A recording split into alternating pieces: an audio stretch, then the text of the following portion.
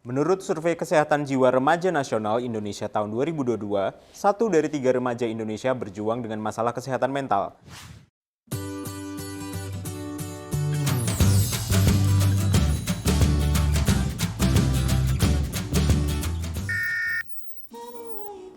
Hai Sobat UN, kembali lagi bersama saya Bayu di UN Bercerita.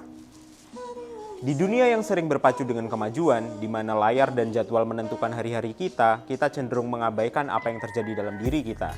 Perasaan yang tidak terlihat, namun sangat nyata. Kita hidup di era di mana kita semakin terhubung namun semakin merasa sendirian dan kesepian. Oleh karena itu, lebih dari sebelumnya, kita perlu membicarakan kesehatan jiwa.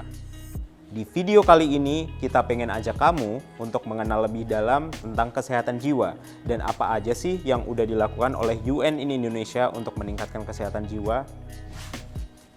Yuk kita ke pembahasan pertama. Jadi apa sih sebenarnya kesehatan jiwa itu? Berdasarkan definisi Organisasi Kesehatan Dunia atau WHO, kesehatan jiwa adalah keadaan sejahtera jiwa yang memungkinkan seseorang mengatasi tekanan hidup, menyadari kemampuannya, belajar dengan baik dan bekerja dengan baik, serta berkontribusi pada komunitasnya. Kesehatan jiwa sangat penting bagi semua orang, dimanapun. Bukan hanya tidak adanya gangguan jiwa, setiap orang mengalaminya secara berbeda dan hasilnya bisa sangat bervariasi, baik secara sosial maupun klinis.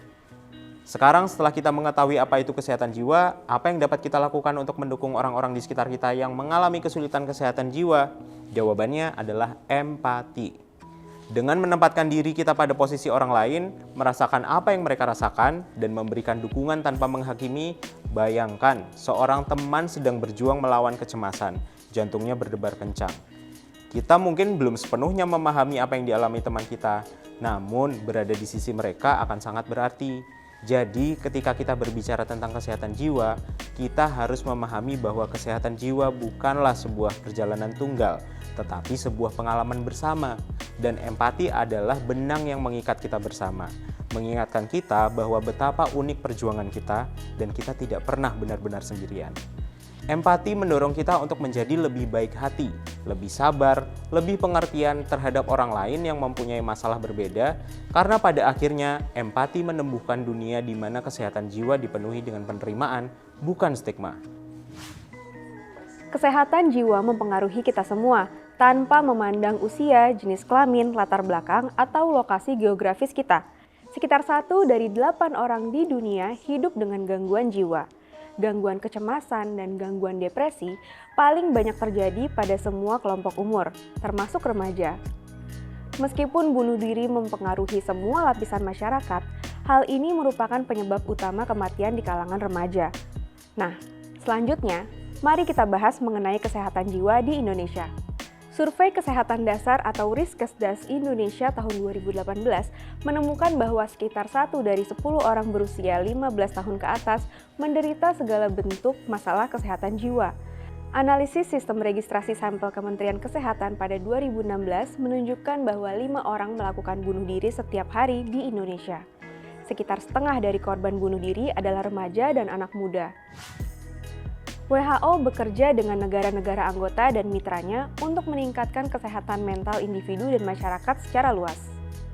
WHO mendukung negara-negara anggotanya dalam melaksanakan Rencana Aksi Kesehatan Mental Komprehensif 2013 sampai 2030. Hal ini merupakan komitmen bersama yang dibuat oleh seluruh negara anggota WHO termasuk Indonesia dan akan membantu negara-negara mencapai target tujuan pembangunan berkelanjutan 3.4 pada tahun 2030, yaitu mengurangi sepertiga kematian dini akibat penyakit tidak menular melalui pencegahan dan pengobatan, serta meningkatkan kesehatan mental dan kesejahteraan. Rencana ini menetapkan tindakan yang jelas untuk meningkatkan kesehatan mental dan kesejahteraan bagi semua orang, mencegah kondisi kesehatan mental bagi mereka yang berisiko, dan untuk mencapai cakupan universal layanan kesehatan mental. Agar rencana aksi kesehatan mental komprehensif berhasil dilaksanakan, kita perlu bekerja sama dengan semua sektor masyarakat dan kelompok. Hal ini mencakup kementerian dari berbagai sektor, asosiasi profesional kesehatan, organisasi yang mewakili individu dan keluarga yang tinggal bersama dan terkena dampak masalah kesehatan mental, lembaga akademis, kelompok berbasis agama dan agama, serta mitra pembangunan.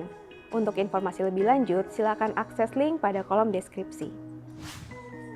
WHO terus bekerja sama dengan mitranya untuk memastikan kesehatan mental dihargai, dipromosikan, dan dilindungi, dan tindakan tersebut diambil agar setiap orang dapat menggunakan hak asasi mereka dan mengakses layanan kesehatan mental berkualitas yang mereka perlukan.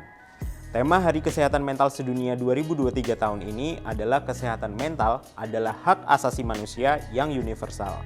Tema ini merupakan kesempatan bagi masyarakat dan komunitas untuk bersatu meningkatkan pengetahuan individu dan kolektif, meningkatkan kesadaran mereka sendiri dan orang-orang di sekitar mereka.